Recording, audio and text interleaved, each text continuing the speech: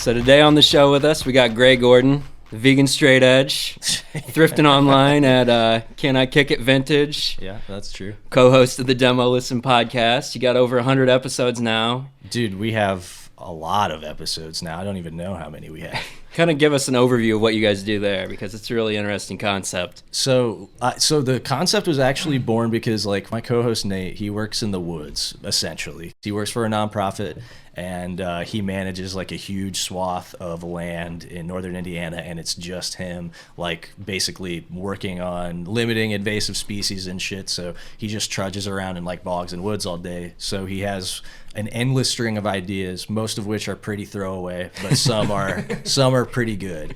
And he had the idea for us actually initially to do a public access show where we had bands on and critiqued them live, like an American Idol type thing. Essentially, yes. But yeah. it was like local. It would be like local bar bands and new metal bands and stuff, like the basic revolving door of bands that you see on public access, rappers, whatever, and just give them a real bare bones, honest to God rundown of what they're doing.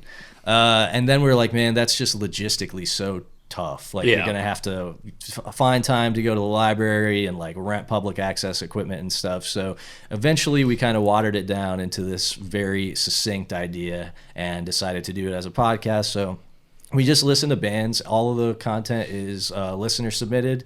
It's mostly in, like, the punk, hardcore, metal, alt rock purview, like, under that broad umbrella. We listen to bands on every episode and just react to them, basically. Just talk about them honestly. Sometimes we really like stuff, sometimes we don't. But the point is to not pull punches, more or less, which sometimes makes people really upset. And sometimes people take it in the spirit that it's intended, which is that we're morons. So you shouldn't take what we're saying seriously. And if you do, it's incumbent upon you to change your life. Yeah. You know? So that's really it. It's very, very simple. So have you got a fair amount of hate mail from people?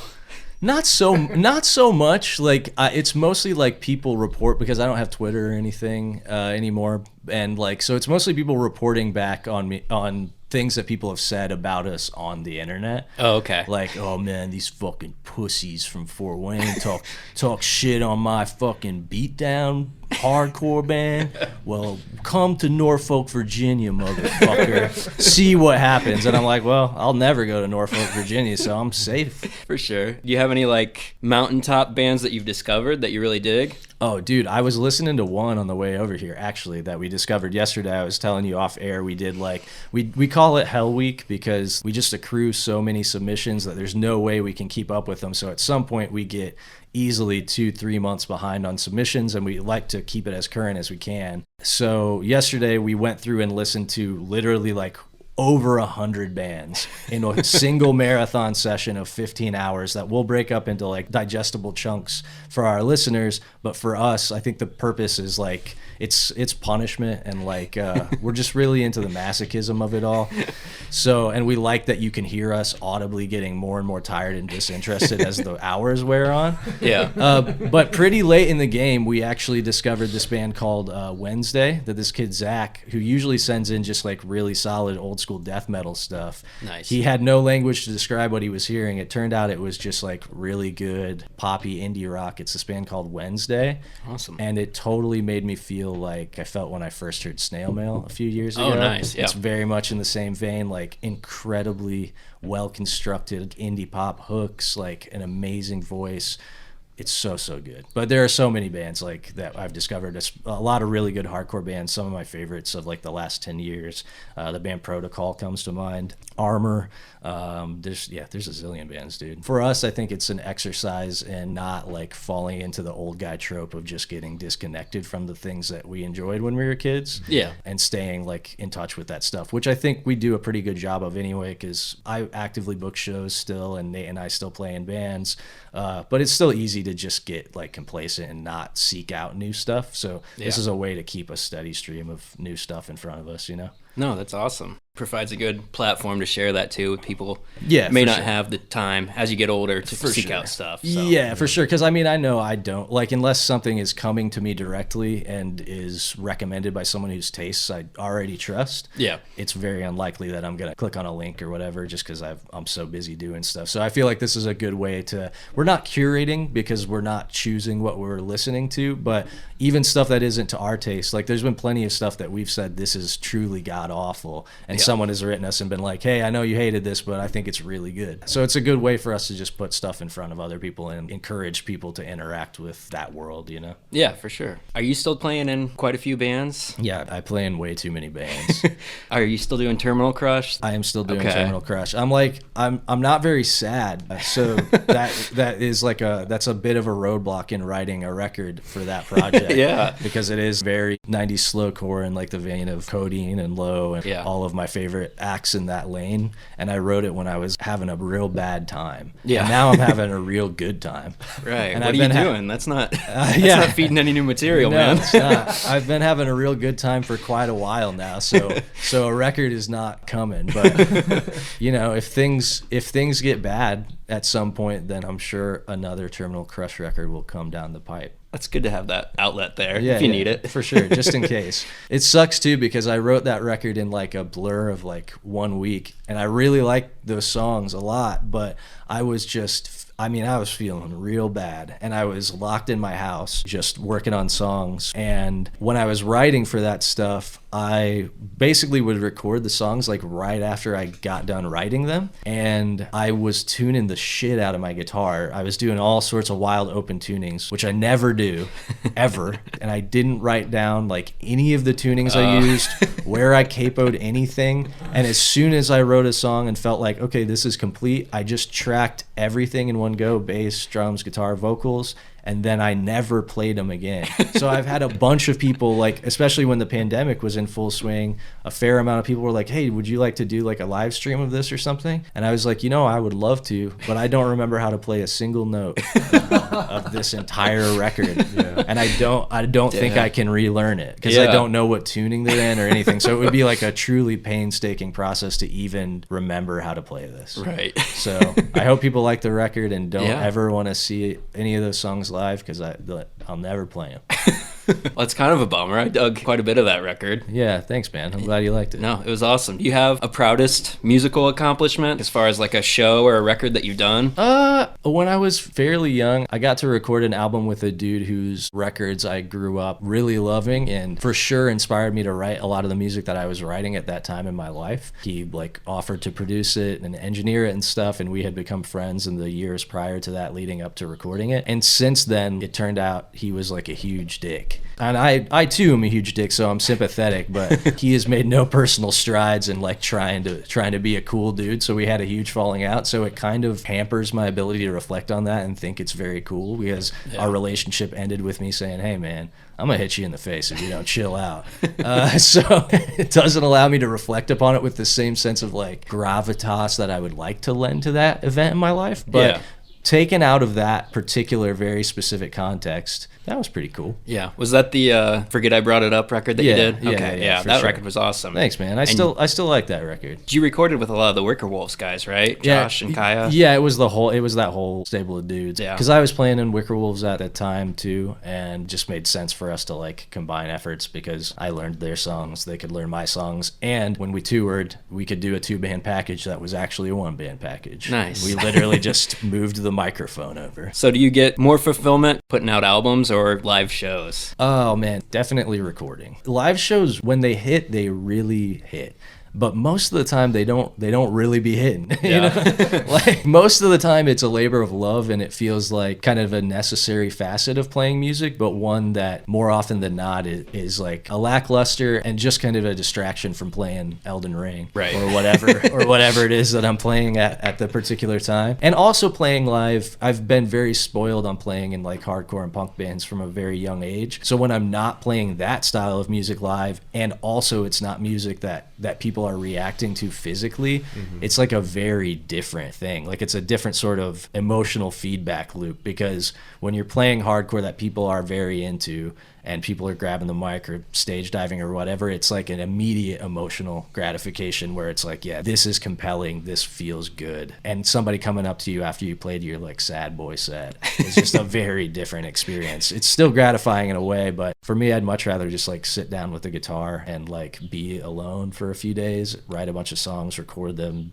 dick around with the audio, you know what I mean? Like that's what I like to do, really. Especially like, I don't know how much of the sad boy performing you do solo, but at least with a band you have the response from your bandmates that you might not have from the audience. I mean, even when I was like performing some solo stuff with a full band, like it was more gratifying. I think when I was performing solo, I had to figure out ways to like make that interesting. Like I feel like when I was playing sets doing that kind of stuff, I almost used it as a platform to like try out comedy material more than it was playing songs. Like it was half a stand-up set and half a performance, because I also felt it was incumbent upon me to like, as a dude with an acoustic guitar, I felt bad putting people through it, you know, because I'm like, I don't want to sit around watching anyone save five. Like Neil Young could play an acoustic guitar in front of me and I'd be psyched, but there's like a short list after that. I'm with you. You know, so I was like, man, I got to figure out a way to be engaging beyond just like strumming on these like Elliott Smith ripoff tracks. But it was just as much for me as it was for anybody else, because I was like, at least if I'm talking and engaging, I feel like I'm doing something here. Otherwise, like I get so little out of this. And that's why ultimately, even though the ball was kind of rolling, I had some decent forward momentum and was doing some sizable tours and stuff when I was performing solo. I got so burnt out on it. I just wasn't having a good time. I'd rather make money doing something else and be able to fully enjoy this than just like phone it in doing something that isn't that cool. How do you feel about the current direction of punk, where it feels like when we were growing up, the worlds of punk and metal and hardcore were very intertwined, and it feels like the more aggressive, hostile stuff that all four of us were into is kind of drifting away, where even the biggest quote-unquote hardcore band right now, Turnstile, is putting out dream pop albums. Yeah, for sure. I mean, honestly, I think still on a smaller scale, that crossover still occurs. I think it happens more in smaller local scenes, which is always how it's been. There's still some cross-pollination on bigger tours that I see, but I also think we live in a time where it's easier than ever to be incredibly insular and like curate your tastes. Like we were talking about this when Nate and I were recording yesterday. Like some of our favorite shows are, you know, playing small towns where they don't take for granted the fact that a big tour is coming through at any given time. And like those scenes are always a wild melting pot of subcultures, where like the way Nate put it is like a dude like in an ICP hat and a Void t-shirt. Yeah. You know what I mean? It's just like this totally incongruent mishmash of taste, because anything subcultural or against the grain is like attractive to you. And you don't have anybody helping you curate your taste or telling you that something is or isn't cool. Right. Which is rad. And so I still see that happening on like a local level. And I think I know people, and I personally strive to try to like foster that kind of cross-pollination. And I think naturally those things will drift together and apart. And a lot of that stuff I think it just is a cyclical thing too. Yeah. You know what I mean? No, we're very much like in a pop groove right now, where everything is very pop oriented. Absolutely. I think it just stuck out to me. I went to a punk show, like Hot Mulligan, and there's one dude wearing a Slayer t-shirt, and I'm like, why is that weird? I used to see that all the time, but he just like stuck out like a sore thumb. Like, when did this happen that he became the weird dude at the show? Yeah, for sure. I mean, codification happens, and I think even like codification is a phenomenon that has been occurring for a long time, because like also like once genres exist for a long enough period of time, not just sound, but like social taboos and mores and things just become increasingly calcified. Yeah. And so you have a homogenization that takes place. For sure. It is what it is. I don't know, man. I will say I think younger, like real young kids are pushing back against that a lot, because booking shows at the Bug House, which is where I book locally, a lot of the high school age kids that come out are just like, they look like crust punks. Like they've all got septum rings and they're wearing like patch pants and stuff, but they're also wearing like a 90s emo band tee, and they also all skate and they also all like rap. So it seems like there may be a sort of stratification of genre line and people in our age group, because mid to elder millennials are very comfortable just consuming the things that they have like decided they like. Right. But I think young kids are very open to whatever is going on. That's awesome. What are your thoughts on separating art from the artist? Because I know you're into some vaguely canceled bands and Morrissey and Screwdriver. So. Dude, I'm not into vaguely I like full on bad dude music. I'd love to hear your ideology on this, because as someone who has Louis C.K. bits on his iPod and doesn't run to skip them. Yeah. I mean, I don't know, dude. It definitely feels intuitive for me to do that, just because I think if art is tied intrinsically to the creator, then you're kind of missing the point of art, which is that it transcends like the social component of human experience.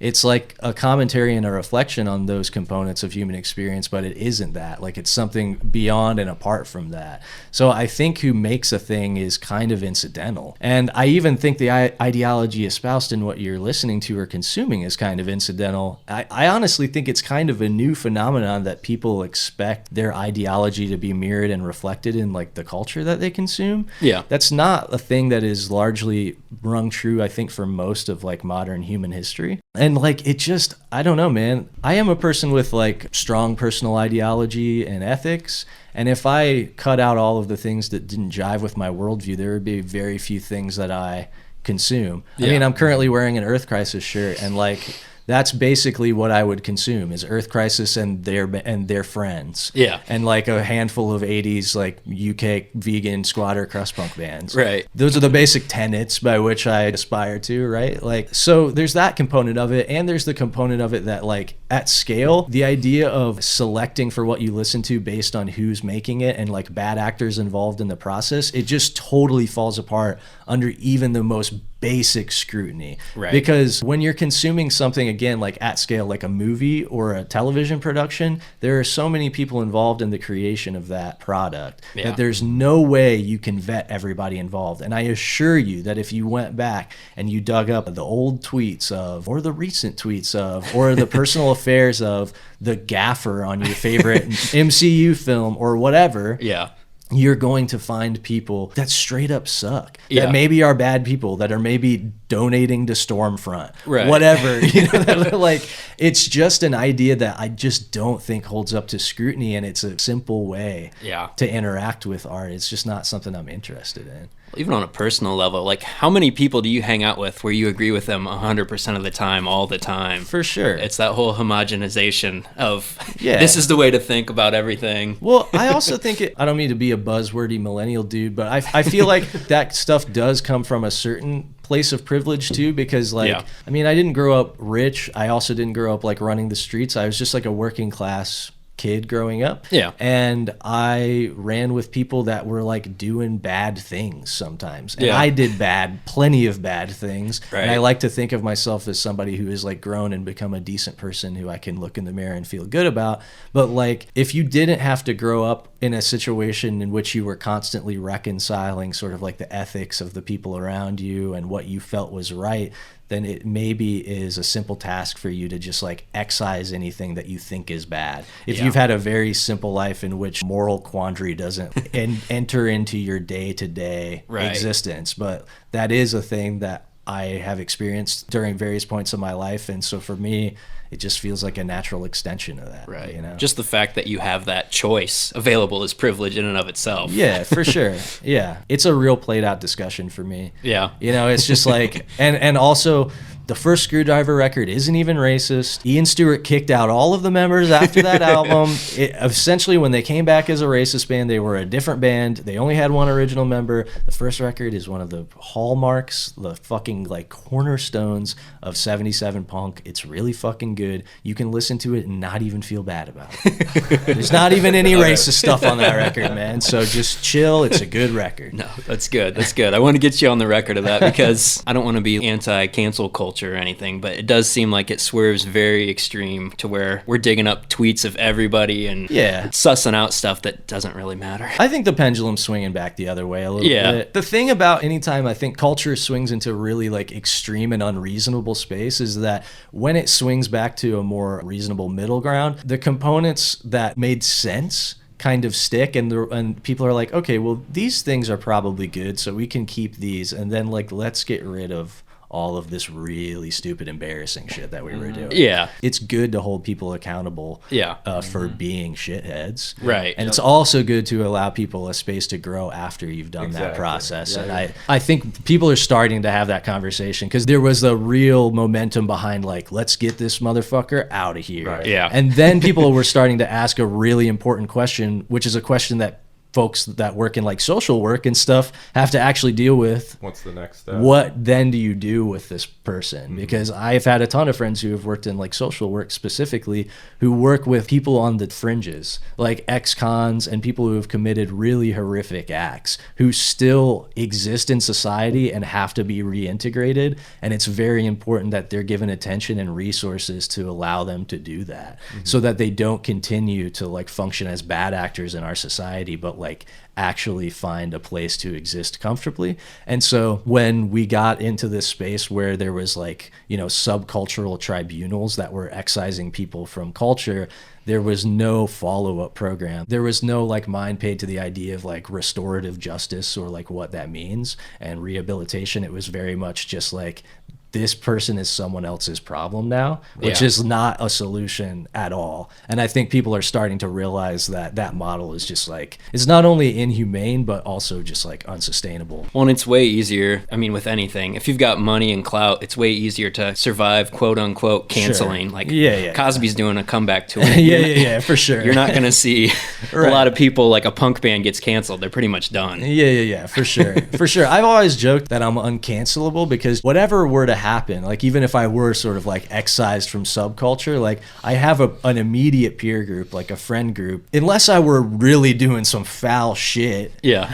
Like if I just said a bad thing, which I do every day, listen to Demolisten oftentimes podcast. on my public podcast, you know, and somebody tried to get me the fuck out of here for that, I always just said like I would just log off and just go hang out with my actual real friends and family who love me and care about me. Yeah. I think so much of like what people understood, especially in sort of like subculture and youth culture as cancel culture, it's because of so many of those relationships when you're young and you're really invested in subculture is that your relationships aren't predicated upon human connection, but on like networking opportunities for your band and stuff. So many of your friendships are like optics considerations. Yeah, it's like social ladder kind of stuff. Where it's like, hey man, you're my dude, but you know, you did tweet the thing, and like, and my band is like currently sending out avails for a support slot with Thursday, so like, we're cool, but like, I can't be like following you, right? And we can't like be seen together. Whereas we're like adult people,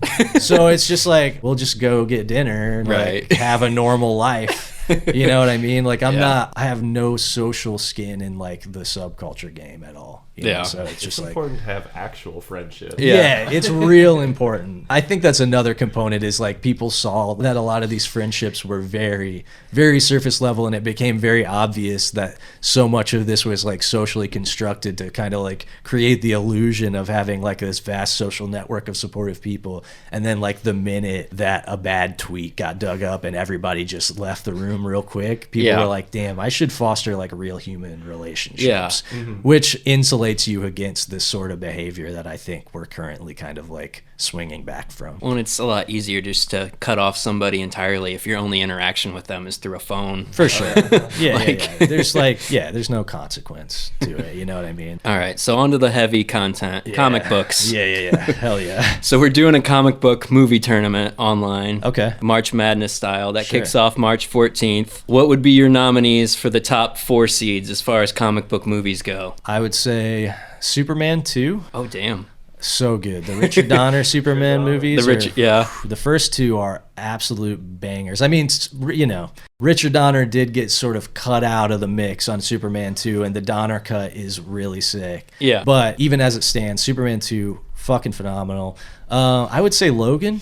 Okay. Absolutely cool. Logan. A recent entry into the mix, The Batman. Dang. Yeah, dude. I mean, we can get into that at length. And then just because of how groundbreaking it was and how sort of genre defining it was, the way that it built sort of the lattice work to build modern superhero movies on, I would say like the Sam Raimi Spider-Man. Yeah, for sure. I'm real psyched on Sam Raimi directing the new Doctor Strange. That's about the only thing that would get me psyched for a Doctor Strange sequel. So I'm there for Sam Raimi. I really liked the first Doctor Strange. I thought it was fun. Yeah. So you don't have any comic book fatigue? You're there for... Yeah, I'm all in on it, dude. Yeah. I think, like, for me, I'm still kind of, like, struck with the wonder of the fact that, like, we get to see these worlds realized on screen in a way that as a kid felt totally unavailable. Yeah. Because, like, certainly we had, like, the Batman movies and stuff, and I go back and I revisit those, and I think they're a lot of fun, but it didn't feel like a one-to-one translation of, like, what I was consuming on the page. Yeah. It felt like an interpretation of that was, like, a decent stand-in, but it didn't have, like, the same sort of, like, reverence for lore and continuity and stuff. So this idea of, like, a shared universe and now, like, a multiverse and stuff, I'm just like a mark, basically. Yeah. Because I don't claim that any of this stuff is, like, culturally important. Yeah. And I think fundamentally the MCU stuff, I don't even think they're really movies. It's just they're certainly not film. I mean, I would agree with, like, Scorsese on that. Like, it's like a theme park ride. Yeah, exactly. I mean, it's art by committee. You know what I'm saying? Which is not good art, but I do think it is fun to watch. Sure. I think it's good in the same way that Saturday morning cartoons are good. Right. It is schlock, you know what I mean? And I think when people try to lend it this gravitas, it's deeply cringe. Yeah. But I like them, you know what I mean? I'm not above them at all. Fundamentally, I am a kid. I have not matured at the appropriate rate. And I like just seeing people throw webs and magic blasts around on screen. Yeah. I mean, I even like bad superhero movies. You know what I mean? So, no, I'm not fatigued on it, man. I'm starting to get more selective on what I consume a little bit, just because I'm at a saturation point where I really just want to watch the good stuff. Like, I don't feel compelled to see Venom 2. Yeah. You know what I'm saying? I don't feel compelled to in a way that I would have 10 years ago, where I'm like, well, this isn't good, but... That's all we got for a while.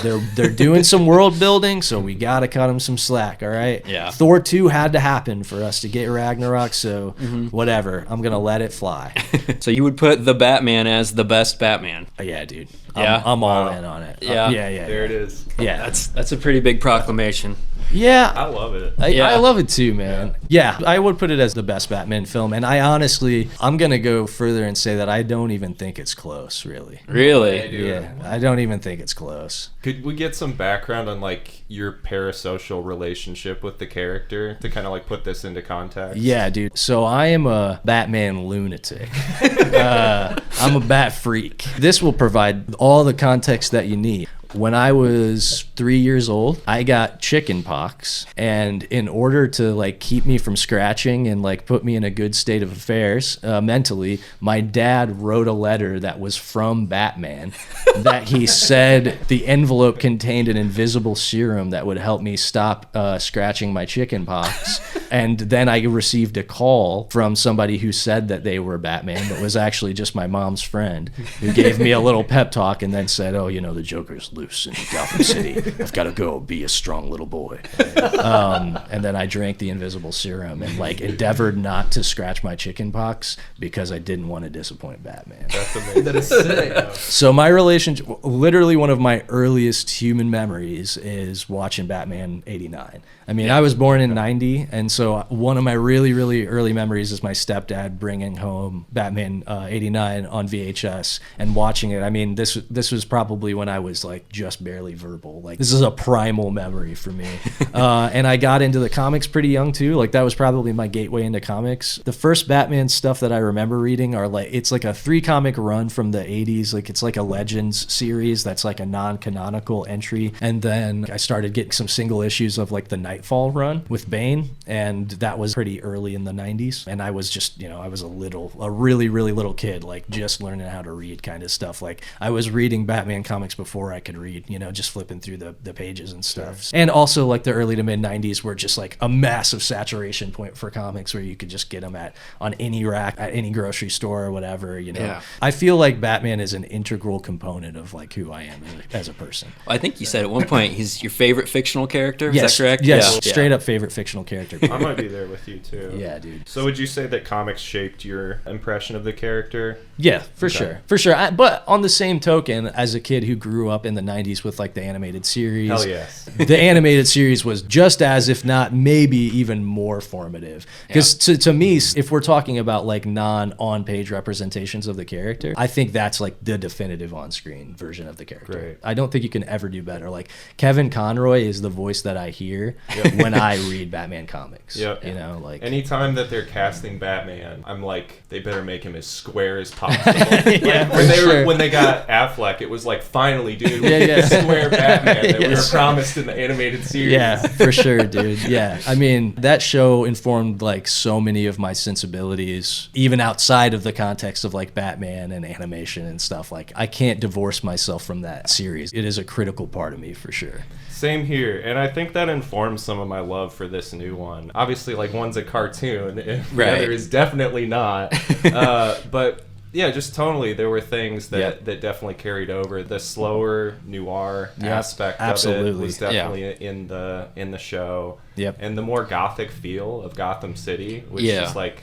one of my favorite parts of this new movie. Agreed, man. Yeah. I think I would say this is probably my favorite Gotham City. Like, the design of the atmosphere was awesome. Yeah. It felt so lived in. Yeah. You know, like, I could just spend so much time in that world. You know, that the runtime didn't deter me at all because I was just ready to be there. I was just so deeply in Gotham City. Mm-hmm. I think, like, the city was as much a character in this movie as anything else, which is a critical part of the Batman mythos. And being in that world is that Gotham is like a living, breathing entity unto itself. And I think this is the first movie that got it right. Everything else was just like, this is kind of like Bizarro Chicago or whatever, you know. This was like, oh no, this is Gotham City. Mm-hmm. You know, like Burton's stuff was very obviously sound stages for sure, and like, which is sick. Yeah, I mean, they look incredible. They look cool, but this was like kind of marrying those two worlds where like Nolan's is just whatever city they're filming in. Yeah, exactly. Yeah, exactly. Like when I watch the Nolan Batman movies, I'll literally be like, I've been on that corner in Chicago. Yeah. Right. You know what I'm saying? Which kind of takes me out of it a little bit from time to time because the city does very much just feel like a backdrop.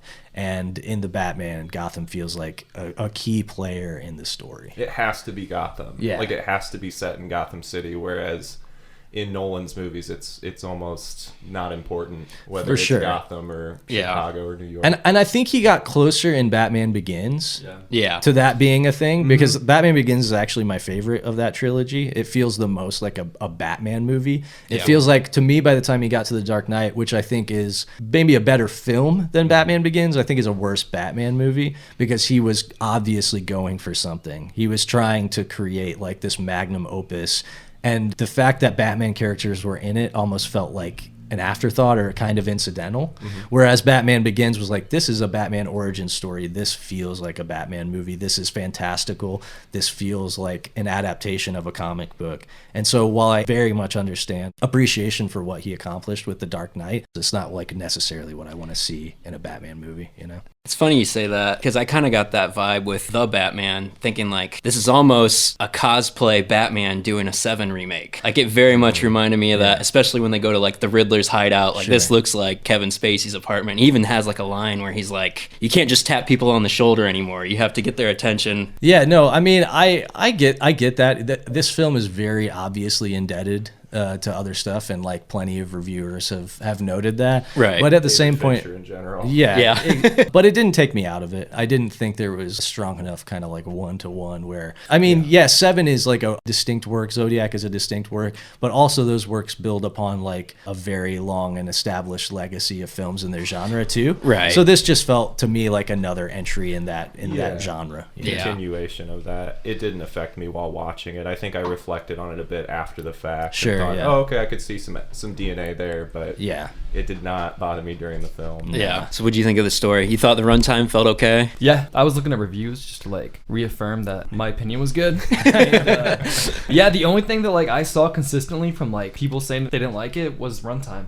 Yeah. That's pretty much it. That could have been a little more compressed. Do you guys think it was a little bloated? I don't know that you necessarily need to clip anything. Like, I didn't feel the runtime watching it. Yeah. But also, like, if the whole Catwoman Penguin subplot was like a side quest in a video game, you could still complete the movie without it, I feel like, you know? Sure, yeah. But I didn't not like it. There's some great stuff there. Yeah. I went into it thinking I was going to fucking hate it. Yeah. You just didn't like the look of emo Pattinson. I thought it was like just forced Hot Topic emo Batman. Well, like just from the previews. Here's the the interesting part. I talked to a couple of people before this that were like, Pattinson, the Twilight guy? And I was like, no, he's like a real actor. No. The Lighthouse guy. Yeah. The funny thing is, the good after time seeing guy. this movie, I think this is probably his most similar performance to what he was doing in Twilight. Yeah. It totally works. Yeah. That's kind of true. Yeah. I really like the way they frame the character and kind of the line of dialogue Riddler uses at the end, where they say that like Batman is his true self and he's wearing his costume when he's out as Bruce Wayne. I thought that was a really cool take. There's a line in Batman Beyond where he's talking about how he sees himself. He basically says that the way that he refers to himself in his head isn't Bruce, it's Batman. Yeah. Like he calls himself Batman in his head. And I always felt like, oh man, that is such like a beautiful insight into the character. Is in his own mind, he's not Bruce Wayne. Right. He is Batman, right? Like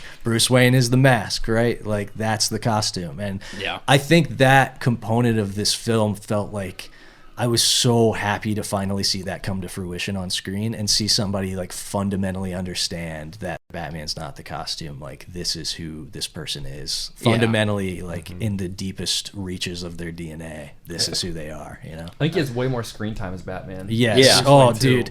Don't get me started on complaining about the Batman screen time in the Nolan films, dude. Because each one goes down. By the time you get to Dark Knight Rises, there's no Batman. It's in all the Bruce movie. Wayne. And I'm just like, dude, I want Batman in my Batman movies. Yeah. As somebody who also grew up very rooted in like the Tim Burton 90s, I was very reluctant to get into Chris Nolan's Batman movies just because of the way Christian Bale looked in the suit. Like I remember watching Batman Begins as like a shithead teenager. Like I think I laughed in the theater the first time I saw him. He's doing the voice. Like it took me a minute to get into it. Do you find yourself emotionally attached to those roots, or you're ready to embrace the new guy regardless? I'm fully on board for this. Like I said, I just think this was such a complete vision where every component, like I just think every cylinder was like hitting on this, you know, like it was, everything came together and coalesced in a way that just felt so fucking satisfying, man. Like I've seen it twice already. Hell yeah. I'm sure I will. I'm sure I will see it more. I don't doubt I will see this 10 times total in the theater.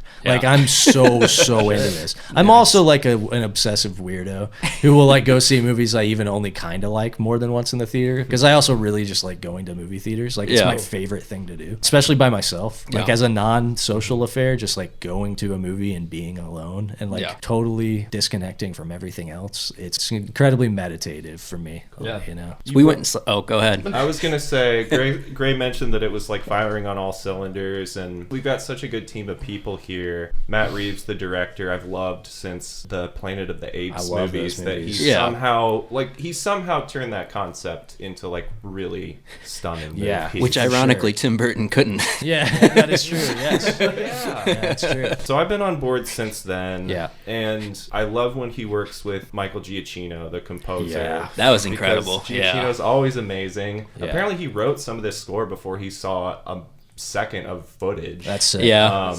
He nailed it. It's so good. It's so like harmonically simple at times and structurally simple. But it just like supports the thesis that this character is kind of simplistic. In his drive and what he's going for. And he almost has this It Follows quality of like just being this constantly moving force. It's just constantly driving ahead. That's how I felt about the score. I felt like the score was reflecting that. That was really cool. Did you think they lean too heavily on the Something in the Way soundtrack clip? I know you're not a big fan of it. I don't like needle drops. Would they use it like 2 or 3 times? A couple times. I think 2 times, it was all right. I was okay with it, especially since the rest of it was very traditional, which I thought was cool. I don't think there was a single use of like synthesizer in the score, which we've come to just expect since the Zimmerization of soundtracks. But somehow none of that. It reminded me a lot of Joker in that way. Like it was a big orchestral kind of throwback. Soundtrack. Oh, absolutely. I think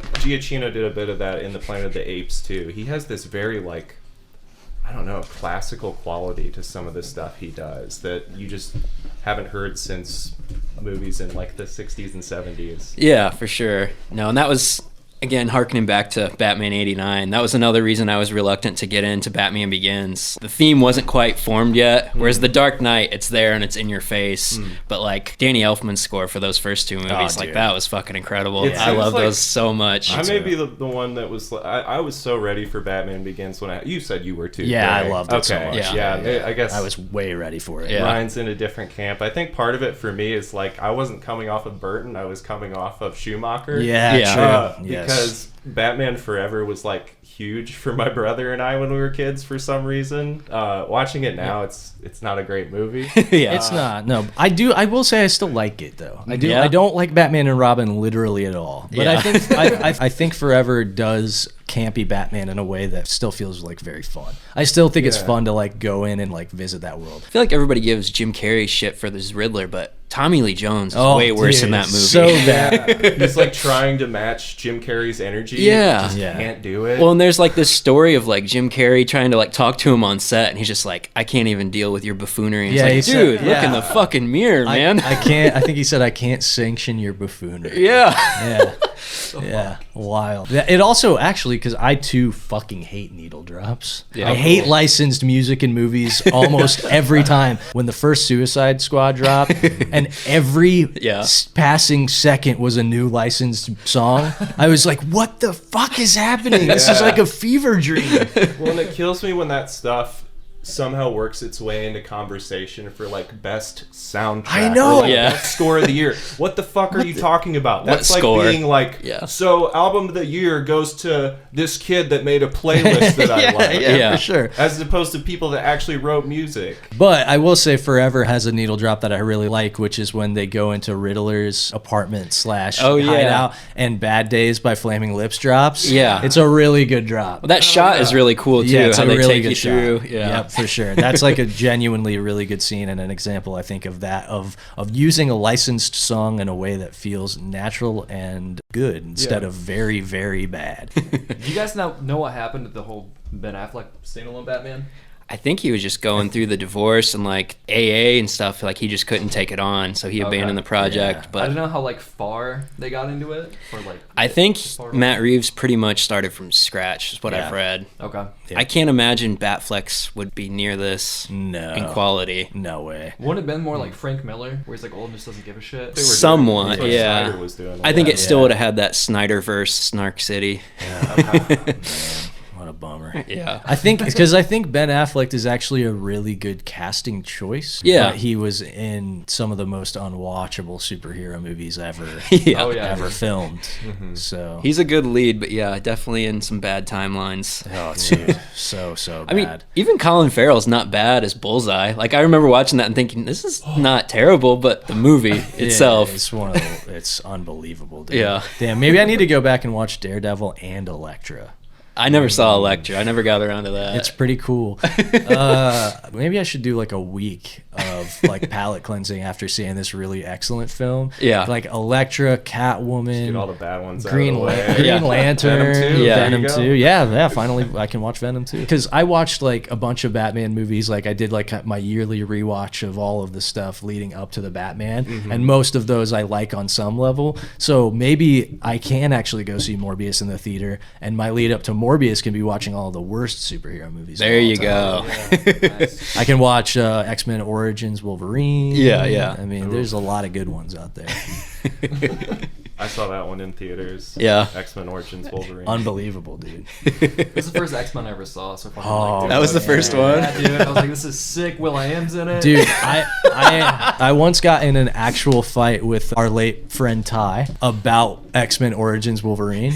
We were on like a long drive, so it was me and Ty and a couple other dudes were driving out to New York to pick up our homie for the holidays who lived out there at the time, and then drive straight back. And we were stuffed in Ty's little tiny Yaris. Yeah. And we were like 4 decently sized grown men picking up a 5th. So we were just talking like comic books and comic book movies and whatnot. And Ty was like, "Oh man, I thought Wolverine was pretty cool," and I was like, "Dude, no way!" I was like, "It's one of the worst comic book movies ever filmed. It's truly awful." And he was like, "No, dude, it's pretty good. Like this is good. This is good." And it had Deadpool, and I was like, "But it didn't have Deadpool in it." I was like, first of all, that's not points in its column because it's fucking Deadpool, but also like. It's a not even Deadpool. Yeah. And like, yeah, we kind of got Gambit, but not really. And like, that's right. I forgot about that. Yeah. How could you forget, mon ami?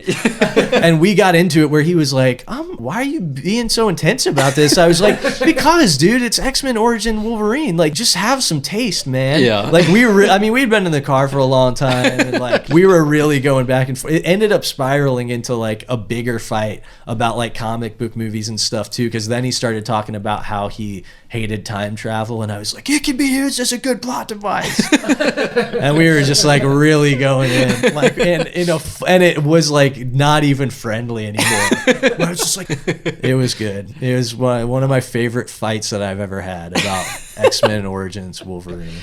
But again, that's at a time period where you're just so hungry for comic book content that you're like, Wolverine has his own movie. You don't like it? What the hell? Yeah, for sure. Absolutely, yeah. I feel bad for Hugh Jackman on that front. Like, me too. I've done 8 of these movies. You guys finally got it right on the last one. I know, and you want me to do 20 more years of the character now? Yeah, like, for damn. sure, dude. He really drew the short straw on that, man. As much as I'd love to see like a Wolverine Deadpool crossover movie, I get it. You can go do something else for a while. For sure, man. Yeah, he put in his time. Yeah. He paid his penance with Logan, and again, in my opinion, a very good casting choice. Yeah, I just had the misfortune of like being in some bad movies, and and a couple pretty good ones. Yeah. No, so as far as casting, I wanted to ask you guys' opinion. Go around the room here, like a gold medal stand. As far as Batman villains, does anybody from the Batman make that list? I mean, dude, I think Paul Dano put in like an all-time performance. Yeah. Because honestly, so my only apprehension going into this movie, like truly my only one, was that the villains wouldn't feel enough like the Batman Rogues Gallery, because this did feel like, okay, we're going for like a more grounded take on the character, but his villains, like his roster of villains, are super fantastical. Yeah. So how do we like find a medium ground where the Riddler still feels like the Riddler, but is also kind of like this take on like the Zodiac Killer, et cetera, et cetera. Right. But I thought that they perfectly nailed the middle ground on that. Like, he at once felt imposing and terrifying and like somebody that could very much actually exist, but felt distinctly like the Riddler. Yeah. And I think obviously the writing went a long way on that, and then also just Paul Dano's performance was absolutely stellar. Yeah. No, I remember the days of Nolan. There was all these stupid rumors that like Angelina Jolie was going to be Catwoman and Johnny Depp was going to be the Riddler. And I was like, I just don't see how like the Riddler's going to fit into Chris Nolan's universe. There's no way. And like people started shitting on the costume design for Paul Dano's character before it came out. And I was like, this looks a lot better than just being like a weird game show host. Absolutely. Like, this makes sense. For sure. I also think that something really like cunning about this movie is that it built sort of like a semi-realistic groundwork and like base layer that you could actually build a more fantastical universe on top of, because you like are actively seeing Gotham and its residents lose their fucking minds and like descend into madness during the course of this film, and it go from basic political corruption into accepting that there's actually this like cabal of conspirators that are running the city, and you have this outlandish villain come to the forefront. And so I think you're building a world in which the next film could still feel grounded, but those characters could inhabit a more fantastical space, and it would feel like a natural progression of Gotham's story arc as a city, as opposed to feeling like a tonal departure, For sure. And I think they do a really good job of just establishing like a base layer on which to build that, and like the Riddler is an incredible jumping off point for that. No, I love Paul Dano, but I don't know. I felt like it came off a little forced at points for me. It almost reminded me like Tom Hardy, where he's like trying to outact like all the stuff on him so that he's being seen for his performance. But No, as a whole, I mean, it's nowhere near the worst Batman villains we've seen for sure. Yeah, no, actually, I'm right up there. I'm giving it a gold medal, dude. Gold? Yeah? Yeah, I loved that performance. I loved that interpretation of the character in general. All right, so who's your silver and bronze? Well, okay, actually, let me flip this real quick, because if I'm doing a top 3 of all time, I actually got to put Nicholson in gold. All right. Because I think that's an all-time career performance for Nicholson, who's Yeah. a dude who has turned in quite a few all-time career performances. For sure. But man, like, just as a get alone, like, just getting Nicholson Yeah. is amazing, because by that time the dude is like a true legend. Right. But he brings like so much swagger to that character that I feel is inherent to the Joker. For sure. And a charisma that I don't think has been effectively recreated since. Yeah. Like, he has the charisma to make you believe, like, yeah, this fool is the Joker for sure. I was like Nicholson's movie when it came out. Absolutely, dude. Like, I watched that movie basically for Nicholson at this point. Like, when I go back and rewatch that 2 to 3 times a year, as any normal person would and should do, Right. I'm watching that for Nicholson's performance. So I would say Nicholson, and then honestly, I'm gonna give silver to Paul Dano and the Riddler. All right. And then obviously bronze is going to be Arnold Schwarzenegger. Then I would, Uma Thurman. yes, yeah, obviously, obvious choice. And then I'll give the late great Heath Ledger his flowers and, All right, and give there him you the go. bronze. Again, an all-time career performance. You know, I would give it to Joaquin, but he's the protagonist of his own film, so you know what I'm saying. What'd you think of Joker? Were you a fan of that? I love that movie, yeah. Again, a film that you could easily make, as you made the argument for the Batman, which I don't necessarily agree with, but understand the perspective. A film that is very indebted to its influences. Right. To the point where it's like it's wearing them on its sleeve, like, in a really obvious way. Yeah. But it didn't take me out of like the viewing experience. I thought it was excellent. The only reason I think it really got any pushback is because we were in a weird cultural moment where everything was like, he's incel, he's incel, that's incel. Yeah. And it's just like, okay, guys, look, everyone that likes the Joker is not Elliot Rodgers. Right. He's just a really compelling comic book villain, dude. And Joaquin Phoenix is like the best living actor. So Yeah. just let this be good. Yeah. I get it. No one likes Todd Phillips. He directed the Hangover films, but like, he made a good movie. Let's all just chill. It's Have good. you seen Todd Phillips' G.G. Allen documentary? I have. Hated? Yes, Yeah. Hated. Yep. That shit's great. It is very good. Yep. That's weird to think that's where he started from. It's weird, but also like makes sense as like a character arc. You know? Yeah, for sure. All right, Max, who's on your medal stand? Oh gosh, it's tough, dude. It's too hard. Like, I haven't seen any of the Batman movies but this one in such a long time, and I'm such a bad person when it comes to like recency bias. Yeah. Sure. I'll say that I think Cillian Murphy should be up higher than people usually put For him. sure. Yeah, he was tight. I think Heath Ledger is one of those things where, like, I've seen that performance so many times that I'm like jaded. Yeah. Yeah. But I feel like let's just put it in top 3 just to be Just get him like, on there. Yeah, because there was definitely a time where I was like mind blown. That was so good. Yeah. I don't know if he like had a big enough role in this movie, but I just want to say Colin Farrell brought as much to this performance as he brings to like any leading role that he has. Like he's so good. Some of like the only levity in this film comes from him, and so maybe that's also like I like him for that aspect of it. But I could almost tie him in this movie with John Turturro. Yeah. Who I thought was like best Carmine Falcone I've ever seen. Hands down. Yeah, And- that was tight. Yeah. Did you recognize him eventually? Because you leaned over to me, Ben, when we were watching it and said, "Who's that dude?" And I said, "It's the Jesus." And you looked at me like, "What the fuck are you talking about?" Yeah, I recognize him from like a fuck ton of shit. Yeah, he's done a lot. He's the dude from Mr. Deeds. Yes, it is. Yes, dude, I'm very sneaky. Yeah, for sure. That's where it probably was. Yeah. Who's on your medal stand, Ben? Dude, I'm so scared to say. Go ahead. Well, mostly because, like, I'm younger than you guys. I haven't seen all those fucking, like, original Batmans. Fine, man. I waffled on mine. Dude, so I I'm know. fine with whatever you say. I've seen The Dark Knights, this new one. Are you going to say Superman? No, dude. Heath, number 1. Yeah. Fair. The new Riddler, who's fucking awesome. Yeah. 2, and then 3. Since I really haven't seen anything, dude, I think Tom Hardy, just because like it's so fucking hard to act with just like your eyes and that's it. Yeah. I just give mad respect for that. You don't mind that he did this. You don't mind that at all. You think that's a pretty good performance, actually. Dude, well, just like the fucking eyes, man. Like, Yeah. like No, for sure. You know I what agree. I mean? Yeah, I agree. He was like, he got more shit after the fact for that than he probably deserved. Because Yeah. I actually think he's probably the bright point of that film for me. I really like the scenes where Bane is on screen and not much else of that movie. Yeah, Yeah. I agree with that. Like the scene where he puts the hand on his shoulder and he's like, Do you feel in control? Oh yeah, yeah. "Oh, this is a bad motherfucker." yeah. He has that line too where he's like, "This would be very bad for you." Yeah, dude, that's a That good one. shit's great.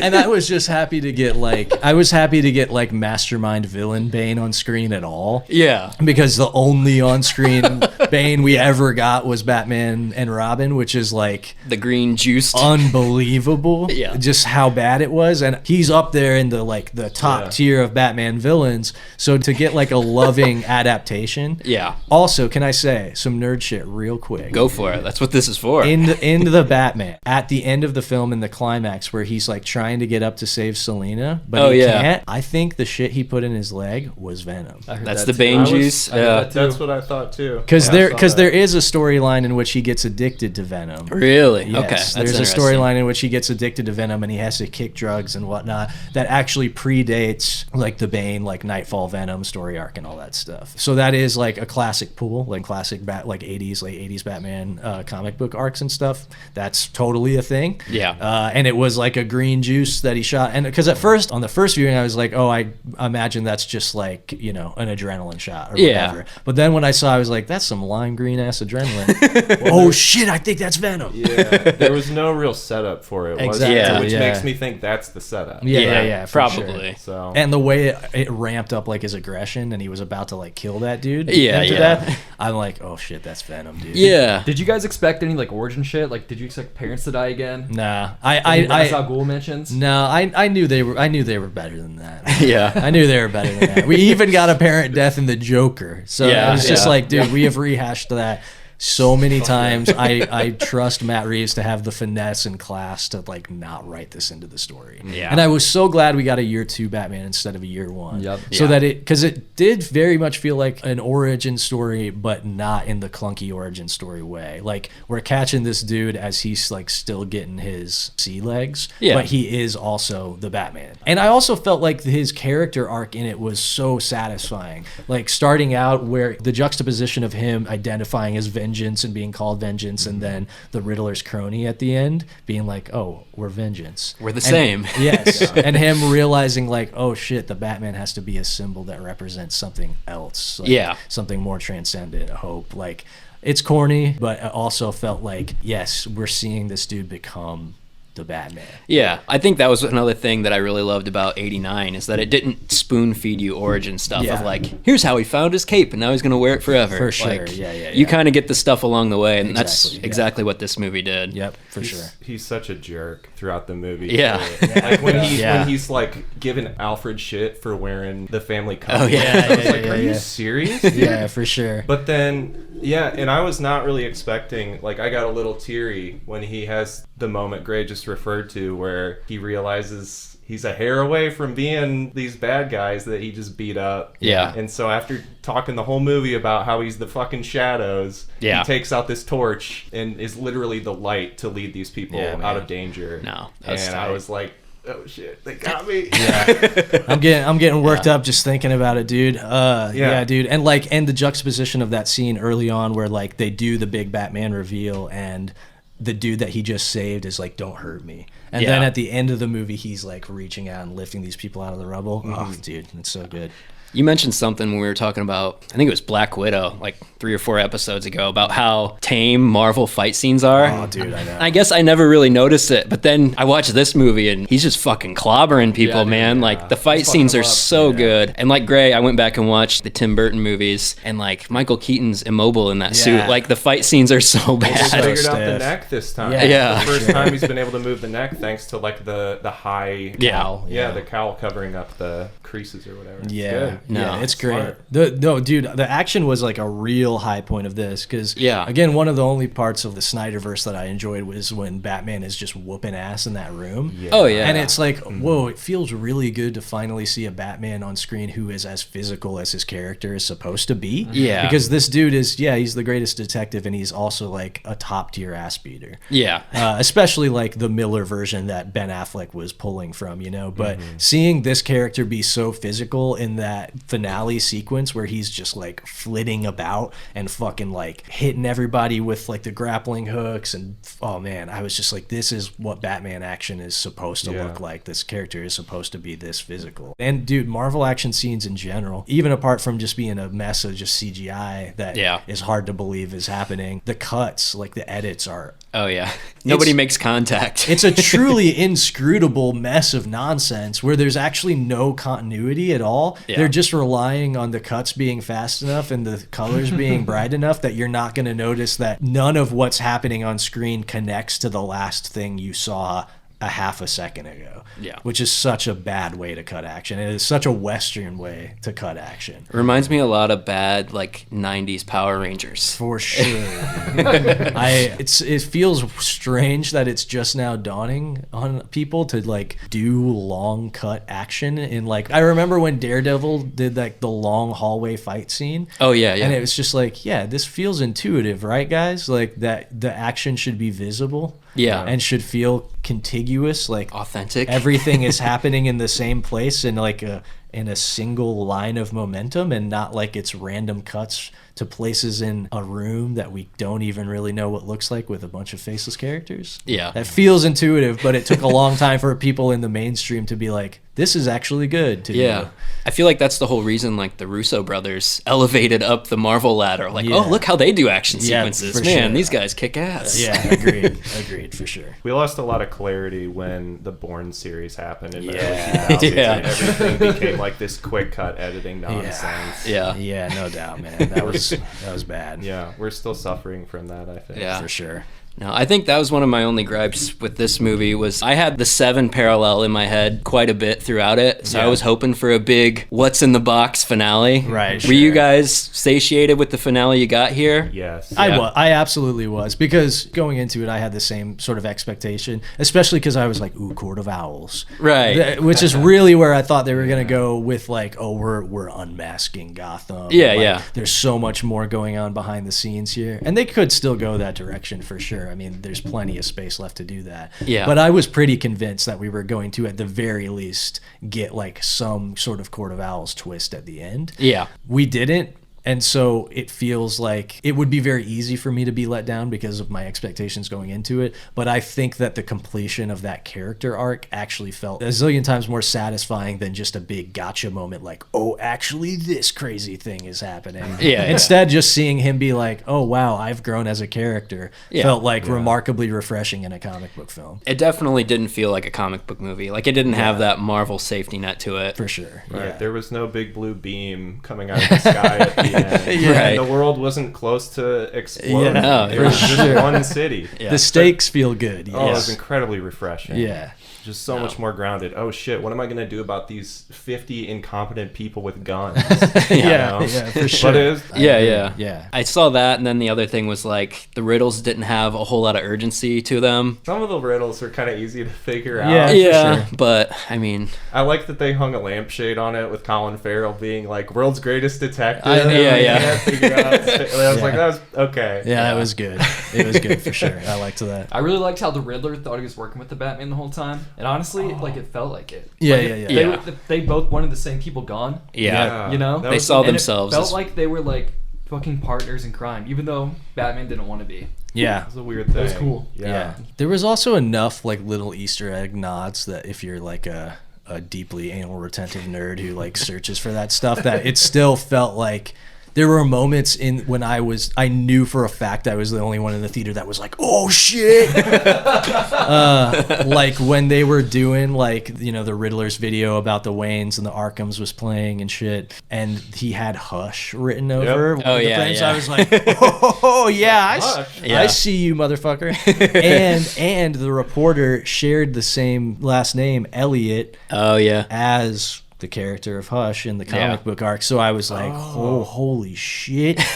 Are they setting up a Hush storyline? Right. And even if they're not, just like the wink was really nice, you know? And I think the more times I go back and watch it, the more I'll discover those. I think there are a lot of little nods to like comic book readers in there that will allow you to peel back layers on this film for a long time moving forward, you know? The whole thing kicking off on Halloween too Like, kind of harkens back to the long Halloween. Yeah, of course. And even like, you know, Carmine Falcone being like the main, the kind of like the big bad behind it all. Yeah. Also like Selena Kyle being his illegitimate daughter. Like there's so much that's pulled from directly from the page that I felt that didn't feel like pandering. Did you feel like tossing the Joker cameo at the end was a little pandering, or were you okay with that? I could see it going either way. Like, first of all, it had gotten leaked a long time ago because his brother like drunkenly posted on Facebook about it. Oh shit. Yeah, I didn't know that. His brother was like, well, guess the news is out. My little bro's playing the Joker.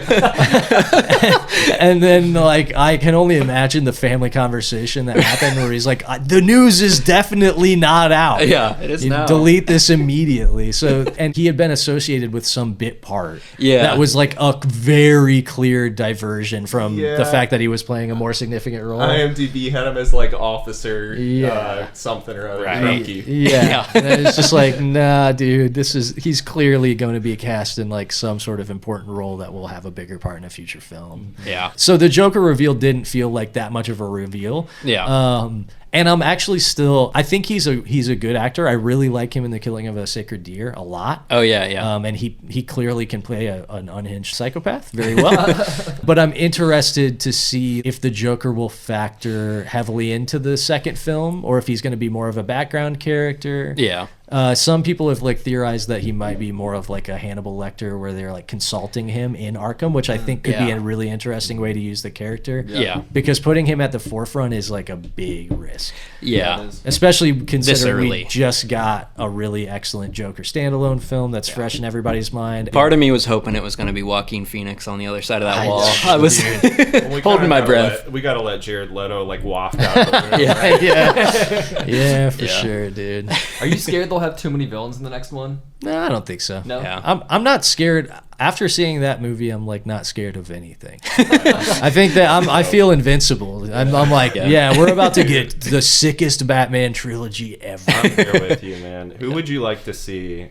Who's a rogue that we haven't seen yet, or that you think could be done better or differently? What would you like to see? That's a really good question, because I don't think you do need to go huge in this universe. You know what I mean? Yeah. Do you have anybody that comes to mind immediately? No, not personally. I think I saw it with Mason yesterday, and I think he had heard a rumor that like they were considering messing around with Mad Hatter. Sure. Oh, really? Yeah. Which my only impression of Mad Hatter is really the animated series. And Yeah. I don't know. He's not the most compelling character in that No. series. And again, it almost gets close to like Joker Riddler territory, where it's like if you don't have like a specific take on this, it can kind of just end up as this like middling, not enough of its own character. I think you could do something like Firefly really effectively in this world, who's, you know, just a fucking pyromaniac with a jetpack.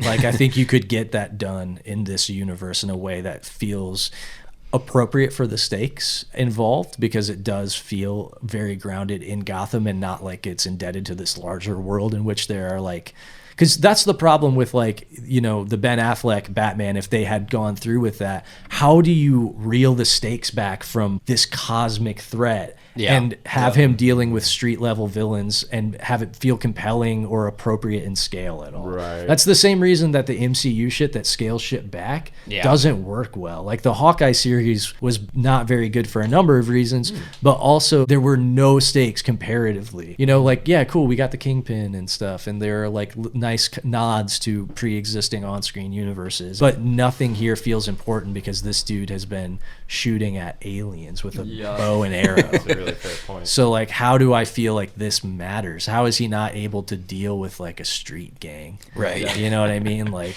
whereas this feels, again, like so self-contained that you don't have to like ramp up the threat to this massive, unbelievable level. You can throw another just above street level villain in the mix and still have the stakes feel like very compelling. So Do you think it's more grounded than Nolan's? Because that's what I liked about Nolan's, dude. It just felt real. Yeah. Like this shit was possible.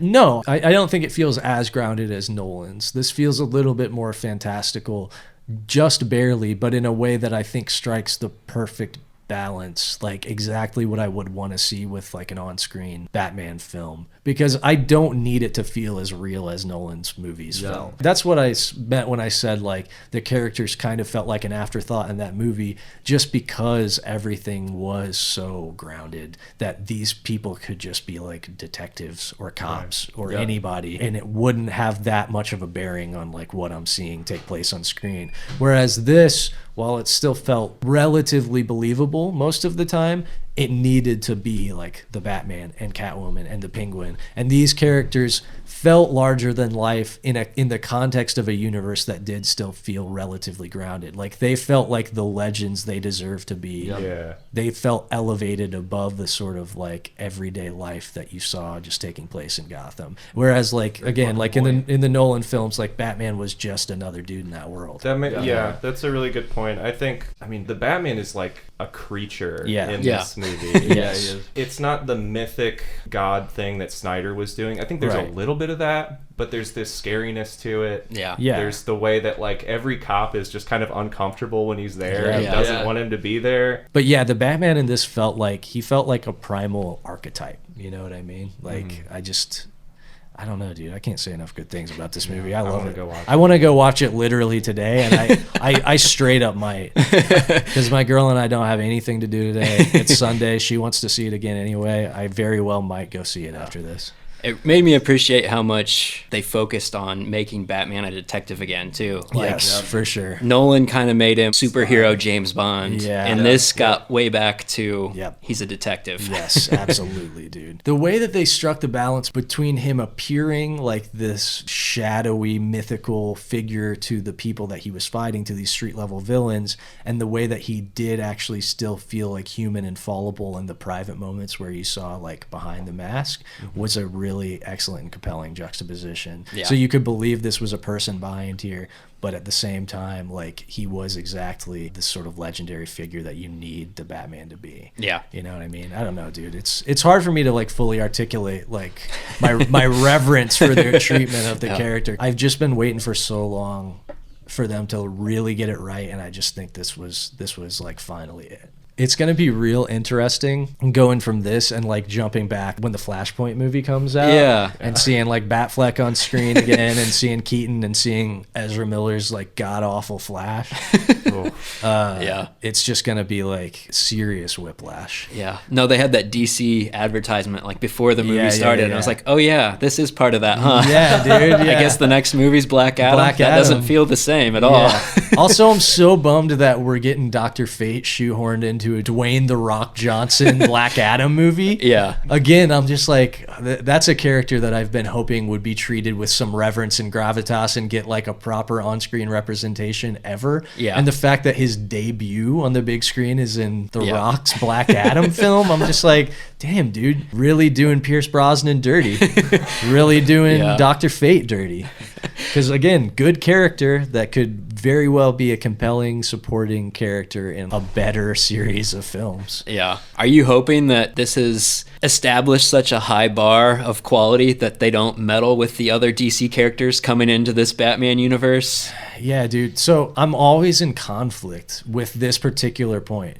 Because I think to incorporate this into a larger universe would immediately compromise the integrity of this universe. But I am like dork supreme. So I want him to be like Clark. You know what I'm saying? Like, I want him to just say the name Clark.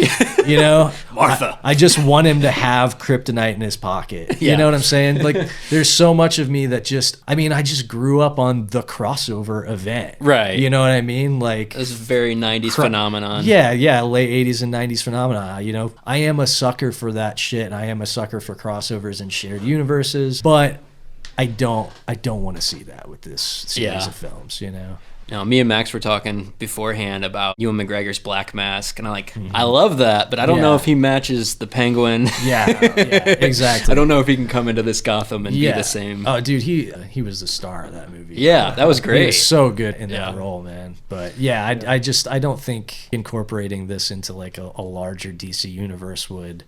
I just don't feel like it fits the tone of the films. Yeah. You know? I'm curious to see if Warner Brothers fights that temptation to capitalize off their most valuable property. That's my biggest worry. I also just don't know that Pattinson would be down for it moving forward, like, because he already seems kind of reticent to return, because he's like, oh man, the weight of playing this character has been difficult to shoulder.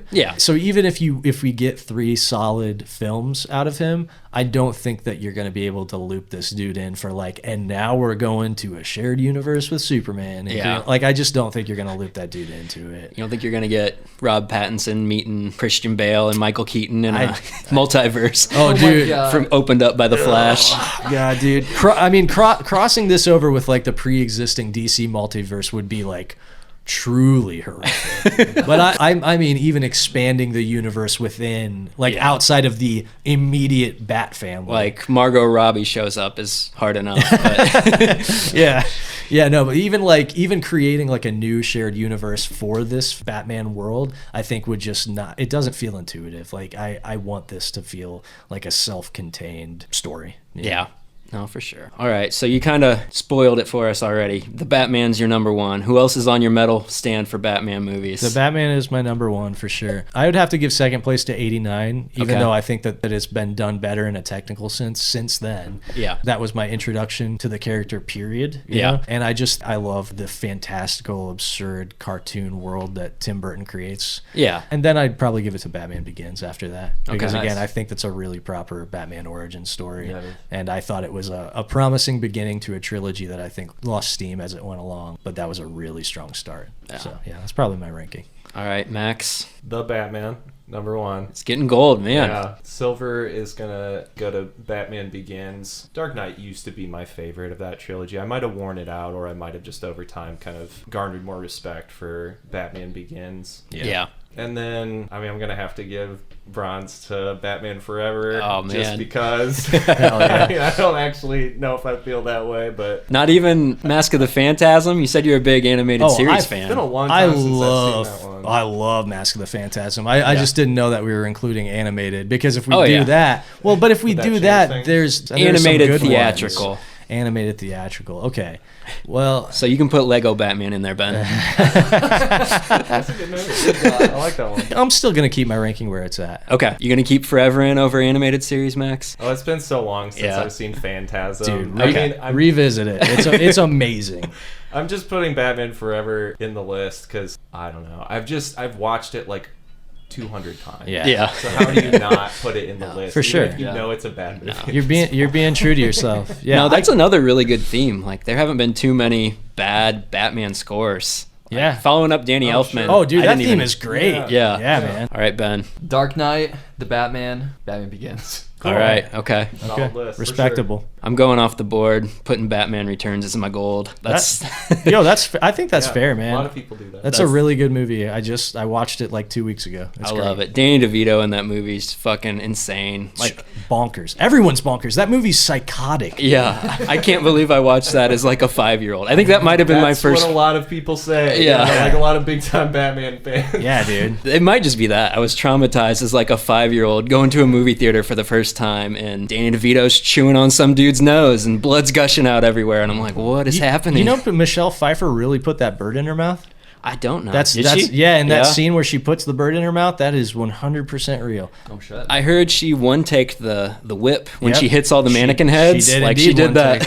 Yeah. Bonkers. But yeah, that's my favorite. Okay. I think I'd put Batman 89 number 2. Okay. And then The Dark Knight number 3. I think I'm the biggest detractor for the Batman, and I didn't even realize it. That's fine. I still think that's a really reasonable list. I need to probably re-see it too, because I think the first time watching it, I'm probably sitting there picking it apart. Sure, yeah. And like, even as the weekend's gone on, like, there's more stuff where I'm appreciating it as I remember it. Like, yeah, that was fucking awesome. I feel like I'm the exact opposite, where I can see something that's not even that good, and just seeing it for the first time, if it's got enough wow factor, I'm like, that is cool. That's good. Yeah. And then I think about it, and then I watch it again, and I'm like, that's not actually that good, but it's still pretty cool. Right. So that was why I like rushed out to see it again, because I loved it immediately, but I am such like a fanatic for the character in that world. And I was like, let's double check. Yeah. You know, before I talk out of my ass here, Right. let me double check. No. Most of the new Star Wars movies have been like my favorite Star Wars movie the week they come out. Yeah. And then not after that. Dude, it's amazing how quickly I flipped on the new Star Wars trilogy, because that's another thing that's so close to my heart.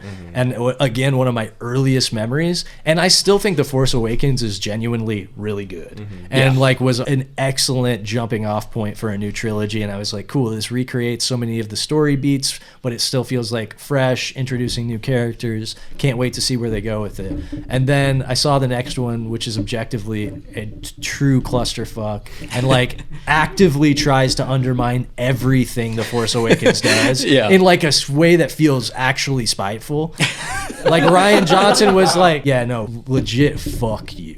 Like, fuck J.J. Abrams. I'm derailing this whole thing. And then J.J. Abrams just came back and was like, oh shit, oh, the Emperor's alive. Just like scrambling to try to make the movie that he would have set up with a second movie but didn't get to. But seeing them, I was so wowed by the spectacle that when I saw them, I'm like, yeah, it's so sick. Wow, if you don't like this, you don't like fun. And then like 6 months later, I'm like, shit, dude, that's really a bad movie. And now looking back on it, I'm just like, wow, that trilogy was like a whole lot of wasted potential. I don't think I can have like a fair opinion on it at this point, because I know this is not how things work, but if I had my way, we'd go back to a time before there was any Disney Star Wars. Oh, yeah. Because if I could take it or leave it, I would leave it. I agree. In a heartbeat. I agree totally. And it would just be this mythic thing that died with 3 horrible movies in the 90s. The Disneyfication of Star Wars is a bummer. All right. Did you think there was going to be an active shooter when we saw Batman? Yes. You seemed really scared of that guy sitting in front of us. This guy was just sitting by himself in front of us, like a sketchy looking white dude. He had his like a big fucking coat on, zipped all the way up. He wouldn't unzip it, and he kept... It's been like 70 degrees in Fort Wayne, y'all, for listeners. He's like looking around all the fucking time, and I text around, I'm like, is this guy weird to you? And he's like, he's just a dude sitting by himself. Yeah, like, you agree with me? Because I wanted to validate you phone him to the bathroom every time he got up from his seat. I went to get a pop. Did you, though? I brought back a pop. It just happened to be right after he left? Yeah.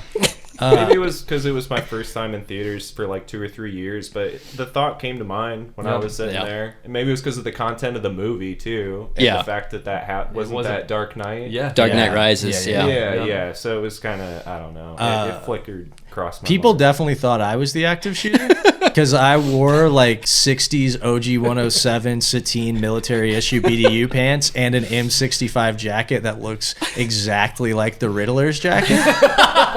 So like I full on looked like your glasses even. Yes, and I have the glasses. So like I full on and you were looked breathing really hard. No, I like full on looked like a paramilitary wingnut even outside the context of the film, but I like 100% when I walked in there, people were like, this guy's gonna blow us away. Dude, that's what I thought about this fucking guy, and it turns out I was sitting next to his younger brother. That's why I was sitting alone. That was the best twist ending. Like Ben made this bond with this little kid sitting next to him, and they were like fist pumping and stuff. And then the dude he was scared of turns around and is like, yep, you ready to go? He's like, oh shit, it's just this little brother. Dumb dude. But the guy was like looking around all like paranoid, like everything that he could have done to make me feel uncomfortable. Yeah. He was checking the boxes. Well, see, my overarching technique to walk in and own a room is like, I won't be scared of anybody if I just go in the room looking like the most sketchy guy.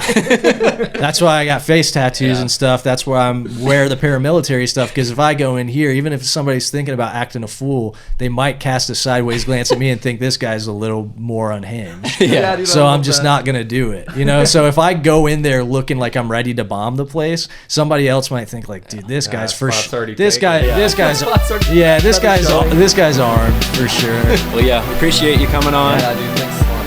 Yeah, thanks for having me. It was a blast. I love talking about new shit. Awesome, dude. Thanks.